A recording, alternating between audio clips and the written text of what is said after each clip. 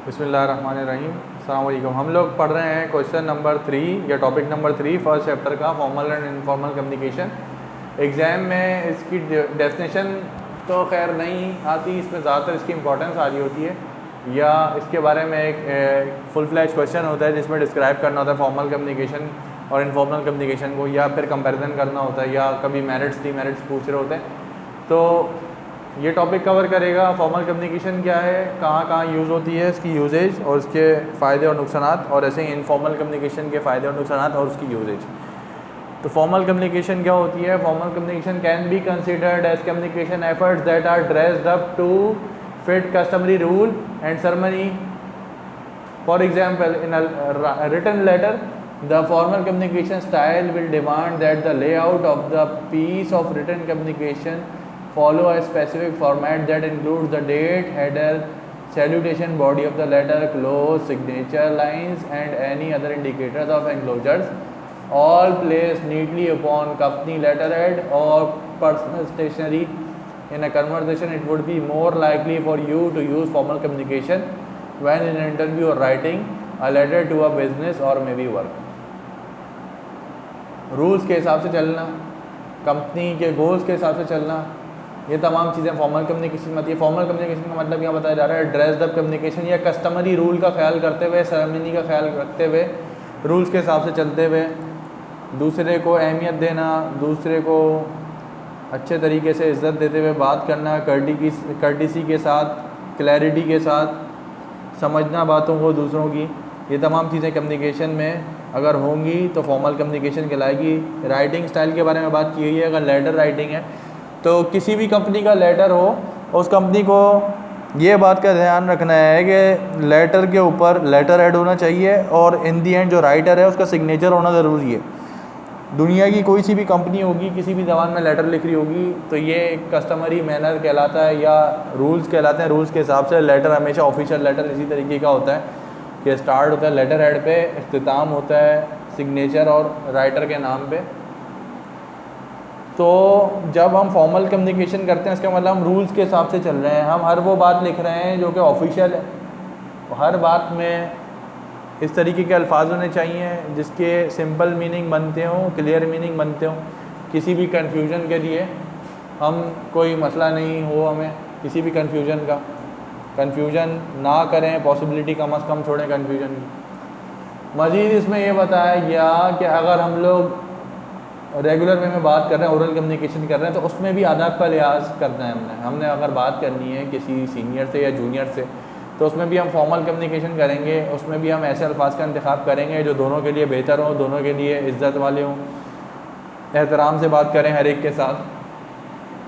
तो formal communication एक तो आप बात करेंगे आदाब के साथ और एहतराम के साथ, और दूसरी बात ये फॉर्मल कम्युनिकेशन का मतलब ऑफिशियल लैंग्वेज। इसका मतलब हर वो चीज़ जो ऑर्गेनाइजेशन के हिसाब से सूट करती हो।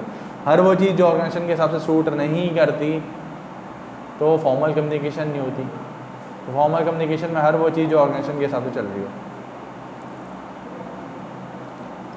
The use of formal communication is more prevalent in highly technical areas where a message must be exact and specific, leaving no room for misinterpretation। अगर हम लोग बात कर रहे हैं कोई बहुत ही अहम मौजू पे या बहुत कोई कॉम्प्लेक्स टॉपिक के ऊपर बात हो रही है कंपनी में, तो उसके अंदर फिर फैक्ट्स एंड फिगर्स का ध्यान रखते हुए बात करनी है। गलती से भी कोई कॉमा किसी भी फिगर का या पॉइंट्स में अगर फिगर है तो पॉइंट्स कभी भी आगे या पीछे नहीं होने चाहिए, डेसिमल पॉइंट्स।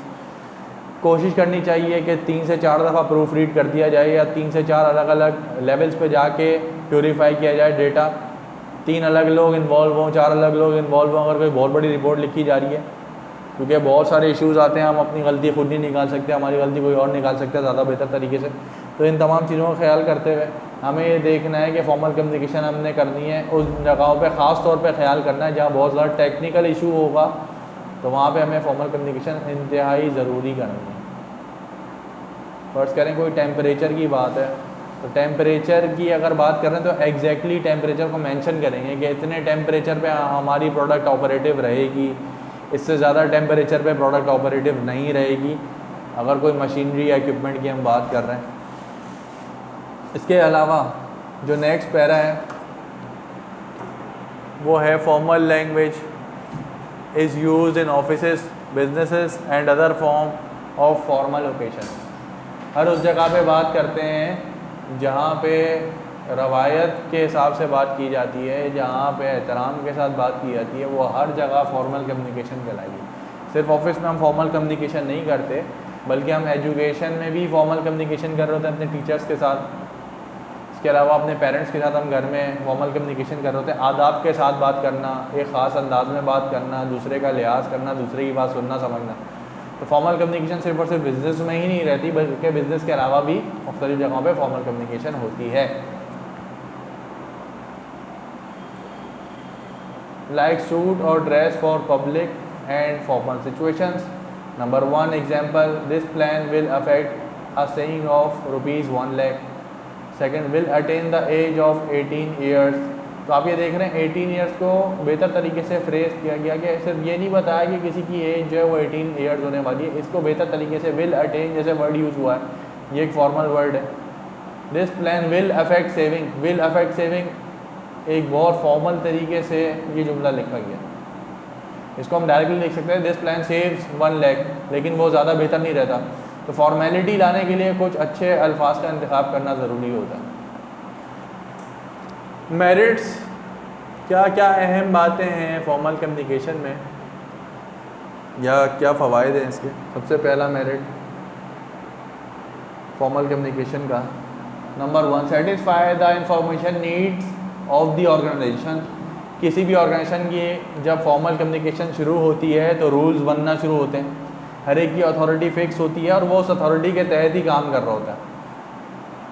साइनिंग अथॉरिटी, फ़र्ज़ करें कि मार्केटिंग डिपार्टमेंट में जो ऑथोराइज पर्सन है सिर्फ वो मार्केटिंग के रिस्पेक्ट से कोई सा भी डॉक्यूमेंट साइन कर सकते हैं, उनके अलावा कोई और साइन नहीं कर सकता।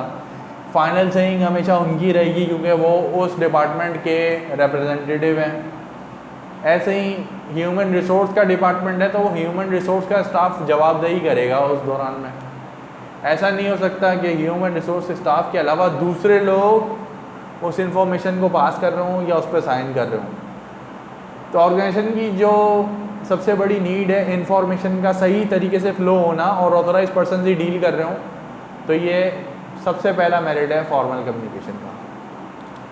Formal channel of communication are design to cater to the information needs of the organisation when and where, कौन कब कहाँ कैसे इंफॉर्मेशन को पास ऑन करेगा। Thus the formal communication channels are needed for the very reason of activating information in the organization। तो आप लोगों ने देखा है कि पाकिस्तान आर्मी में भी एक डिपार्टमेंट है ISPR का। ISPR डिपार्टमेंट का काम ये है कि पब्लिक के साथ और मीडिया के साथ रिलेशनशिप मेंटेन करना और एक अपनी ऑफिशियल जो भी उनकी स्टांस है वो बताना कि हम किस बात को कैसा समझते हैं या हम किसी भी सिचुएशन में किस तरीके से रिएक्ट करेंगे, अपने प्लान्स बताना। इसका मतलब ये है कि ऑथराइज सिर्फ़ और सिर्फ ISPR डिपार्टमेंट है। आर्मी जब भी बात करेगी आवाम के साथ, मीडिया के साथ, तो वो ISPR के थ्रू बात करेगी। या आर्मी के कोई बड़े रैंक का ऑफिसर अगर कहीं जाके ख़िताब करता है, सेमिनार करता है, तो उस सेमिनार में भी जो इन्फॉर्मेशन पास ऑन कर रहा होगा वो भी फॉर्मल कम्युनिकेशन में आएगा। सेकंड, इंडिकेट द ऑर्गेनाइजेशन को बांध के रखती है, साथ जोड़ के रखती है फॉर्मल कम्युनिकेशन। जैसे कि हम लोगों ने बात की थी ऑर्गेनाइजेशन में इंटरनल और एक्सटर्नल कम्युनिकेशन होती है। इंटरनल कम्युनिकेशन में अपवर्ड, डाउनवर्ड और हॉरिजॉन्टल कम्युनिकेशन होती है। तो ऑर्गेनाइजेशन अपवर्ड डाउनवर्ड जब चैनल शुरू करता है चलानी अगर कोई ऑर्गेनाइजेशन या कोई स्टाफ, तो ये जब चैनल चलते जाता है तो ये फॉर्मल कम्युनिकेशन क्रिएट कर रहा होता है। इन चैनल्स के थ्रू फॉर्मल कम्युनिकेशन भी फ़्लो होती है, इनफॉर्मल भी फ़्लो होती है। लेकिन फॉर्मल कम्युनिकेशन का एक अलग मिजाज होता है, वो बहुत ज़रूरी होती है। एक लेटर है, अगर लेटर 3 जगह से पास होके आगे जाएगा, मतलब एम्प्लॉय के बाद सुपरवाइज़र के बाद असिस्टेंट मैनेजर, वहाँ से फिर मैनेजर तक पहुँचता है, तो उसमें गलती का इम्कान कम से कम होता जाता है। फिर एक चेन बन जाती है, कौन किसको जवाब दे हुआ। ये फॉर्मल कम्युनिकेशन है। इनफॉर्मल कम्युनिकेशन ये हो सकती है कि लेटर प्रिंट किया गया, ड्राफ्ट किया गया और जो एम्प्लॉय था उसने इनफॉर्मली जाके सुपरवाइज़र से नहीं पूछा, अपने सीनियर से नहीं पूछा, असिस्टेंट मैनेजर से वो अगर कोई राय ले रहा, सजेशन ले रहा, सर ये देख लें, ये लेटर मैंने ड्राफ्ट किया है, इसमें कोई गलती वगैरह तो नहीं है। तो असिस्टेंट मैनेजर वैसे तो जवाब दे नहीं है उसकी बात का, लेकिन अगर इनफॉर्मली उसने अप्रोच किया है, असिस्टेंट मैनेजर दूसरे को समझाने के लिए अगर गाइड कर देता है, तो ये इनफॉर्मल कम्युनिकेशन कहलाएगी। फॉर्मल कम्युनिकेशन सिर्फ उस सूरत में होगी जब डेजिग्नेटेड पर्सन ही बात कर रहा हो। इंटीग्रेट दी ऑर्गेनाइजेशन देखा हमने, कि ऑर्गेनाइजेशन को जोड़ के रखना। थर्ड है coordination and control. Coordination and control का मतलब ये है कि जितना ज़्यादा कम्युनिकेशन सही अंदाज में चल रही होगी, उतनी ज़्यादा कंट्रोल और कोऑर्डिनेशन बेहतर होगा। जितनी ज़्यादा टाइमलीनेस हम बेहतर रखेंगे, उतना ज़्यादा स्टाफ में टीम वर्क बेहतर हो सकता है। 4 sorts the information for high level executives. अभी जैसे एग्जांपल देखी कि जूनियर लेवल पे अगर कोई एम्प्लॉई है, वो डेटा इकट्ठा करके पहुंचाता है अपने से सीनियर पे, सीनियर के पास, सीनियर जो है वो उस डेटा में से कुछ इररेलेवेंट चीज़ें कट डाउन कर देगा और ज़्यादा प्योरीफाई करके डेटा भेजेगा सुपरवाइज़र को। सुपरवाइज़र उससे बेहतर डेटा उसको प्योरीफाई करने के बाद असिस्टेंट मैनेजर को भेजेगा। जो रिपोर्ट फ़र्ज़ कर लें 10 पेजेस की थी, वो कट डाउन होते होते जब मैनेजर तक, फाइनल मैनेजर तक पहुंचेगी तो 10 पेजेस के बजाय वो 2 पेजेस या 3 पेजेस पे रहेगी। तो इसका मतलब है कि जो फाइनल जो भी उस लेटर को देख रहा होगा या रिपोर्ट को ओवरसी कर रहा होगा, उसके पास कम से कम वक्त होता है, क्योंकि उसको और भी मैटर्स देखने होते हैं। तो उस रिपोर्ट पे क्योंकि ऑलरेडी इतना काम हो चुका होगा, तो वो सिर्फ मेन पॉइंट्स उसके देख रहा होगा। 5 restricts unwanted flow of information. Unwanted flow of information को रोकती है हमेशा फॉर्मल कम्युनिकेशन। मतलब जहाँ फॉर्मल कम्युनिकेशन होगी, जहाँ पे किसी लेटर पे किसी का नाम लिखा होगा, उसके साइन होंगे, तो ये बात बता रहा होगा वो लेटर, या उसकी ये शनाख्त बता रही होगी कि ये लेटर ऑफिशियल है, ये लेटर असली है, इसी पे इत्तेफाक किया जा सकता है। इसके अलावा जितनी भी बातें दूसरी हैं, जैसे कि एग्ज़ाम डेट्स के बारे में बात करें तो एग्ज़ाम डिपार्टमेंट से जो साइंड लेटर होता है वही बता रहा होता है आपको कि एग्ज़ाम्स कब से शुरू हैं। इसके अलावा जितनी भी बातें होती हैं सब इनफॉर्मल होती हैं।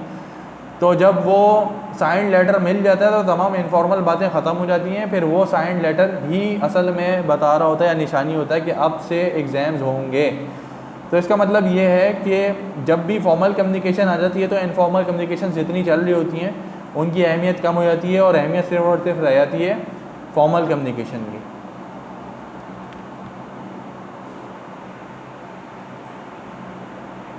Six point, reliability and accuracy of information.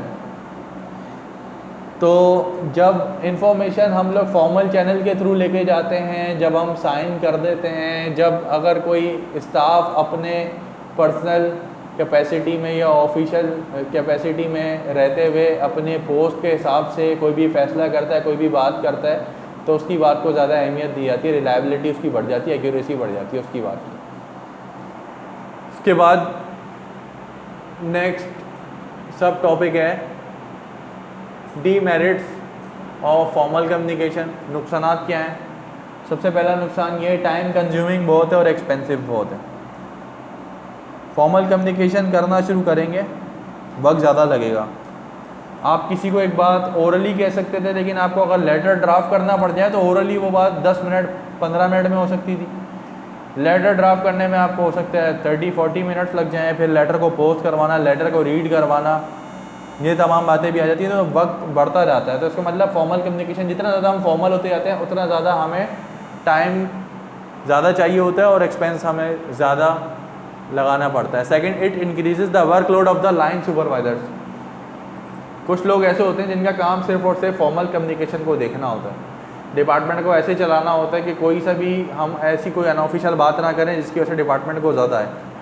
तो वो ये चाहते हैं कि लाइन सुपरवाइज़र चाहते हैं कि वर्कलोड उनका बढ़े, लेकिन फॉर्मल कम्युनिकेशन को कट डाउन करते करते वर्कलोड उनका और बढ़ जाएगा। जब मज़ीद फॉर्मल कम्युनिकेशन आएगी तो फिर इसको कंट्रोल करना मुश्किल होता है। बढ़ते बढ़ते एक लेवल तक तो पहुंच जाएगा, लेकिन अब फॉर्मल कम्युनिकेशन बहुत ज़्यादा हो रही है तो लाइन सुपरवाइज़र ऐसा हो सकता है कि उनकी जितनी कैपेसिटी थी उससे ज़्यादा उनके पास फॉर्मल कम्युनिकेशन पहुंच जाए, फिर इसको वो कट डाउन करेंगे तो उनकी एफिशिएंसी जो पहले थी उतनी बेहतर नहीं हो सकती होगी। इसका मतलब लाइन सुपरवाइज़र या सुपरवाइज़र ऐसे लोग होते हैं जो एक मीडियम लेवल पे काम कर रहे होते हैं, ना वो मैनेजर होते हैं ना वो जूनियर्स होते हैं, तो उनका मेनली काम होता है जूनियर्स को कनेक्ट करवाना अपने मैनेजर्स के साथ।